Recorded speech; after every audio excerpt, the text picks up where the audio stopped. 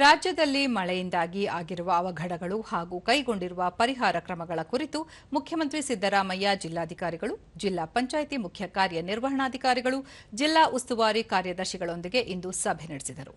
ಸಭೆಯಲ್ಲಿ ಉಪಮುಖ್ಯಮಂತ್ರಿ ಡಿಕೆ ಶಿವಕುಮಾರ್, ಸಚಿವರಾದ ಎಚ್ಕೆ ಪಾಟೀಲ್, ಡಾ ಜಿ ಪರಮೇಶ್ವರ್, ಕೃಷ್ಣ ಬೈರೇಗೌಡ, ಪ್ರಿಯಾಂಕ್ ಖರ್ಗೆ, ರಾಜ್ಯ ಸರ್ಕಾರದ ಮುಖ್ಯ ಕಾರ್ಯದರ್ಶಿ ಶಾಲಿನಿ ರಜನೀಶ್ ಸೇರಿದಂತೆ ಮತ್ತಿತರರು ಪಾಲ್ಗೊಂಡಿದ್ದರು. ಸಭೆಯಲ್ಲಿ ಮುಖ್ಯಮಂತ್ರಿ ಸಿದ್ದರಾಮಯ್ಯ, ಜಿಲ್ಲೆಗಳಲ್ಲಿ ರಾಜ್ಯ ವಿಪತ್ತು ನಿರ್ವಹಣಾ ನಿಧಿಯಡಿ 1,000 ಕೋಟಿ ರೂಪಾಯಿಗೂ ಹೆಚ್ಚು ಹಣವಿದೆ. ಅತಿವೃಷ್ಟಿಯಿಂದ ಮನೆಗಳಿಗೆ ಹಾನಿಯುಂಟಾದರೆ ತಕ್ಷಣ ಪರಿಹಾರಕ್ಕೆ ಮಾರ್ಗಸೂಚಿ ಬಿಡುಗಡೆ ಮಾಡಲಾಗಿದೆ.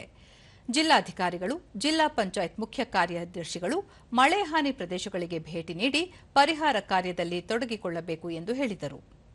ಜಿಲ್ಲಾಧಿಕಾರಿಗಳು ಜಿಲ್ಲಾ ಮಟ್ಟದಲ್ಲಿ, ತಹಶೀಲ್ದಾರ್ಗಳು ತಾಲೂಕು ಮಟ್ಟದಲ್ಲಿ ಜನಸ್ಪಂದನ ಕಾರ್ಯಕ್ರಮಗಳನ್ನು ನಡೆಸಿ ಸ್ವೀಕೃತವಾಗುವ ಅರ್ಜಿಗಳನ್ನು ಸಕಾಲದಲ್ಲಿ ವಿಲೇವಾರಿ ಮಾಡಬೇಕು. ಜಲಜೀವನ್ ಮಿಷನ್ ಯೋಜನೆಯಡಿ ಕೆಲವು ಜಿಲ್ಲೆಗಳಲ್ಲಿ ಕಾಮಗಾರಿಗಳು ನಿರೀಕ್ಷಿತ ಪ್ರಮಾಣದಲ್ಲಿ ಅನುಷ್ಠಾನವಾಗಿಲ್ಲ.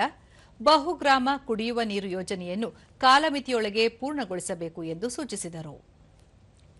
ಗ್ರಾಮೀಣ ಪ್ರದೇಶದಲ್ಲಿ 1,50,00,000 ಆಸ್ತಿಗಳನ್ನು ತೆರಿಗೆ ವ್ಯಾಪ್ತಿಗೆ ತರಲಾಗಿದೆ. ಗ್ರಾಮ ಪಂಚಾಯಿತಿ ಮಟ್ಟದಲ್ಲಿ ಬಾಕಿ ಇರುವ 1,352 ಈ ಸ್ವತ್ತು ಅರ್ಜಿಗಳನ್ನು ಶೀಘ್ರ ಇತ್ಯರ್ಥ ಮಾಡಲು ಕ್ರಮ ಕೈಗೊಳ್ಳಬೇಕು. ಹೊಸದಾಗಿ ಘೋಷಣೆಯಾಗಿರುವ 286 ಇಂದಿರಾ ಕ್ಯಾಂಟೀನ್ ಪೈಕಿ 43 ಮಾತ್ರ ಕಾರ್ಯನಿರ್ವಹಿಸುತ್ತಿದೆ. ಇನ್ನುಳಿದ ಎಲ್ಲವೂ 1 ವಾರದೊಳಗೆ ಕಾರ್ಯನಿರ್ವಹಿಸುವಂತೆ ನೋಡಿಕೊಳ್ಳಬೇಕು. ಎಲ್ಲಾ ತಾಲೂಕುಗಳಲ್ಲಿ ಕ್ರೀಡಾಂಗಣ ನಿರ್ಮಾಣಕ್ಕೆ ಜಮೀನು ಗುರುತಿಸಿ ಪ್ರಸ್ತಾವನೆ ಸಲ್ಲಿಸುವಂತೆ ಅಧಿಕಾರಿಗಳಿಗೆ ನಿರ್ದೇಶನ ನೀಡಿದರು.